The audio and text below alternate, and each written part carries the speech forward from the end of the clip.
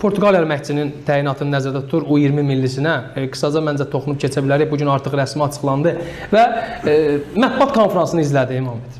Bizim illərdə dediyimiz məsələlərə doğrudur. Adama deyirlər nə verə bilərsən, adam deyir futbolçu nə olacaqsa onu verəcək, futbolçu nə göstərəcəksə onu verəcək. Yəni futbolçu yaxşı olmayacaqsa mən nə verə bilərəm? Yəni biz illərdir bunu deyirik. Bu belə olacaqsa, yəni o əcnəbi baş məşqçi onda niyə gəlib? Adam deyir futbolçuların özünü necə göstərəcəyi, hansı forma yığacağı, nə bilim, mental olaraq nə qədər hazır olacağı önəmli rol olar. Bunu biz də bilirik də yəni. Təbii ki biz də bilirik. Negativ danışmaqdan da adam yorulur Azərbaycan futbolunda. Amma nə yazıq ki, yəni o 20 millisinə də ehtiyac yoxdur da.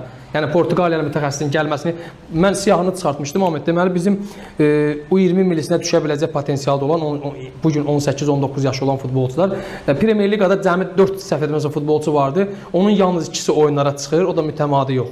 Davamlı olaraq. Cəmi 4 futbolçu vardı. Birinci liqada da səhv etmirəmsə 10 futbolçu var idi. Birinci liqada. Birinci liqada cəmi 10 futbolçu var idi. 18-19 yaş olan və heç biri komandasının əsas futbolçusu deyil. Biz bu potensialın nəzinə baş məşqçini nə edirik, nəyimizə lazımdır, nəyi dəyişəcək? Biz məncə səhv başlamışıq, bir qədər aşağı düşməliyik, o futbolçuları yetişdirməliyik. O 19-20 yaşında normal futbolçuları yetişdirib, sonra daha yaxşı baş məşqçi axtarışına çıxarıq.